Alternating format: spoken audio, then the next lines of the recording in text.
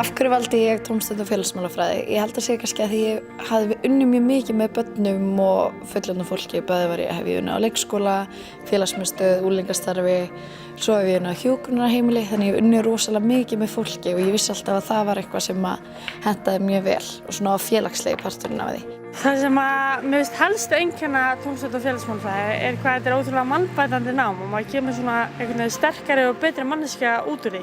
Það sem er kannski mest að meta í þessu er að við erum að læra eitthvað og svo förum við og æfum okkur í því. Og þá styrkist maður alltaf áður maður fer út á vettvang, þannig að maður kann ekki bara fræðin heldur en maður er búinn að prófa að nota þau. Ég fór eftir BA-námið að vinna í útivistarmiðstöðinni í Gufunesbæ.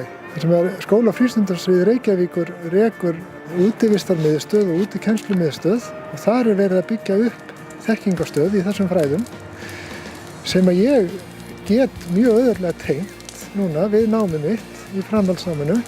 Ég er að upplifa það að námið er mjög hagnýtt og mér tekst á mjög skemmtilegan hátt að tengja það við þessa vinnu. Eins og bara verkefni sem við erum að gera.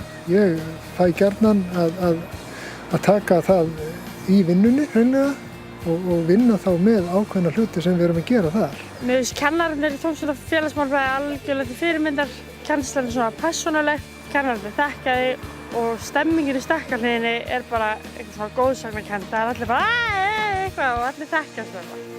Þannig að öllum líður vel í stekkarhliðinni. Það sem kom mér eiginlega mest á óvart hvað var auðvelt að eiga samskipti við kennarana.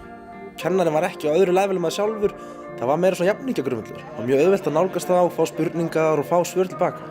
Áherslur í kennslunni sjálfi eru alveg frá upphafi þessa náms, kannski farið, ég ætla ekki að segja óhefðbundnar leiðir, en við erum með mjög svona skýra sýn varðandi hvernig við viljum kenna. Það er alls ekki að þau séu bara heima að lesa bækur, heldur við erum með mjög fjölbreyttar kennsluaðferðir. Og þetta er ekki bara að sitja og hlusta á fyrirlestra, heldur við notum alls konar aðferðir aftur, svolítið byggða á reynslunámi, að læra því að gera. Ég er að vinna á frístundaheimili og þetta nám hjálpa mér óbúslega mikið þar. En svo til dæmis vorum við að klára verkefni þar sem við erum að skipuleggja frístundastarf frá grunni og þá fékk maður svolítið svona aðra sýn á námið og hvernig það tengist mjög vel vinnunni. Við kennararnir beitum alls konar aðferðum til þess að ná fram góðum anda í nemendahópnum okkar. Við viljum ekki að sé tilviljun hvort að það verði góður hópur, heldur við beitum alls konar aðferðum eins og reynslunámi og við erum mikið með þau í hópefli, við förum með þau í ferðalög sem að hjálpa mjög mikið til og svo bara vinnum við markvisst að því bara frá fyrsta degi að búa til hóp úr nemendahópnum okkar. Þetta tekst bara alltaf myndi ég segja, þannig að þau fara yfirleitt síðan með frábæra minningar eftir þessi 3 ár. Persónulega sem stendur upp úr fyrir mig er bara gleði. Man er spenntur að koma hingað, gaman að hitta kennarana, gaman að hitta nemendurna. Mér líður ekki eins og ég sé að mæta í skólan. Mér líður eins og ég sé að mæta hitta vini mína. Ég myndi segja, ef þú ert að pæla í tómstund og félagsmálafræði, láttu vaða. Af því að þetta er klárlega einn besta ákvörðun sem ég hef tekið, af því hún komur svo óvart.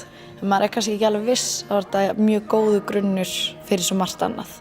Þannig að hætta að pæla í, komdu bara.